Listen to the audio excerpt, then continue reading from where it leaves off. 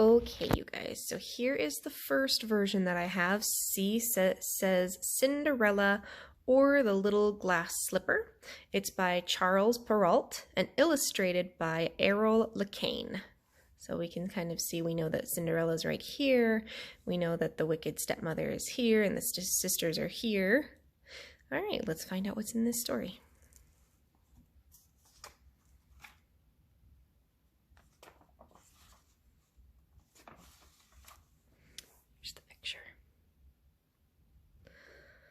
Once upon a time there was a gentleman who married for the second time.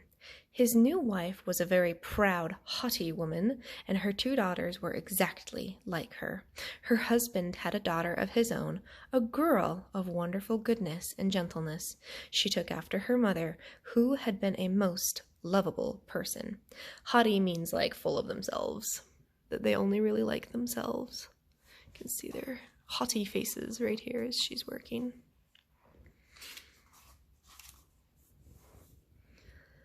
The wedding was hardly over when the stepmother's bad temper broke out. Her stepdaughter's charm infuriated her because it made her own daughters seem even more unlikable by comparison.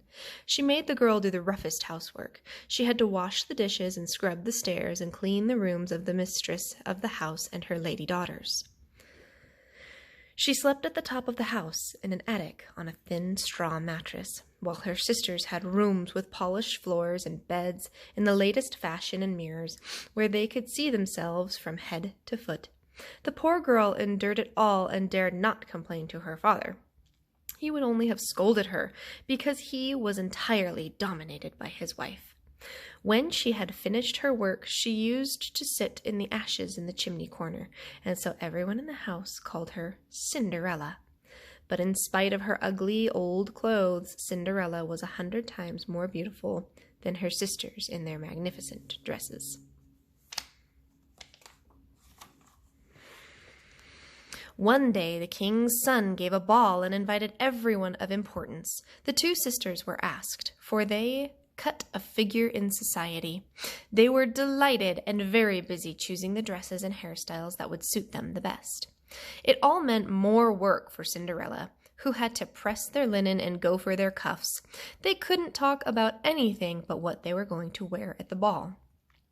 So the 2 sisters were asked right here, for they cut a figure in society. What that means is that they were important enough to be invited to the ball. Over here's the picture of Cinderella helping.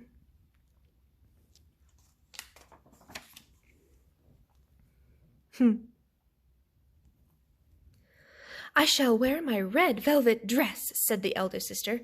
I must make do with my old underskirt, said the younger one. But still, I shall wear my gown with the golden flowers and my diamonds, so I shan't do badly. They sent for the hairdresser to arrange their headdresses, and they bought patches from the most fashionable maker. They called Cinderella to ask her opinion, for she had good taste. She gave them excellent advice, and even offered to do their hair, which they were very glad to agree to. While she was doing it, they said to her, Cinderella, would you like to go to the ball? You are teasing me, ladies. It wouldn't be suitable. You are quite right. It would make everyone laugh to see Cinderella at the ball. Now, this is kind of interesting because in older versions, the sisters are very, very mean to Cinderella, but here they're asking if she would like to go to the ball. I think that that's very interesting. I already have noted a difference between this version and other versions. Here's their picture. Anyone but Cinderella would have made their hair look hideous, but she was a kind-hearted girl and she did it perfectly. They were so excited that they could hardly eat for 2 days. They broke more than 12 laces in pulling in their corsets to make their waists look smaller, and they were always in front of the mirror. At last the great day came. They set out and Cinderella watched them go. When they had disappeared from sight, she began to cry.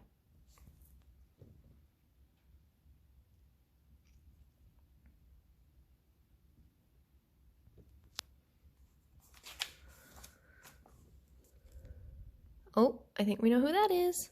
I predict that this lady here is Cinderella's fairy godmother.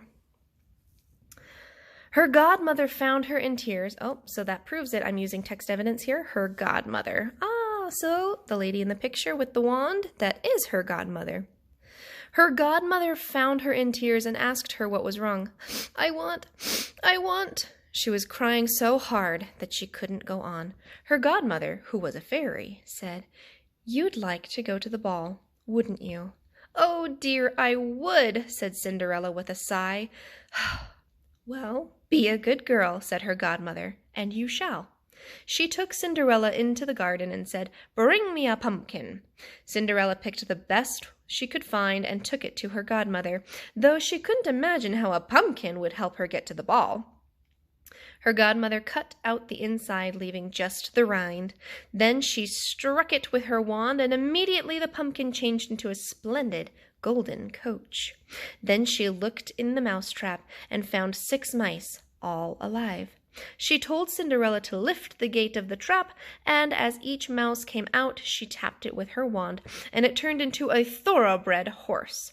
They made a team of 6 fine bays with a touch of mouse. So thoroughbred here means that they are high-quality horses. They're not mixed with anything. And then fine bays, it's another word for horse.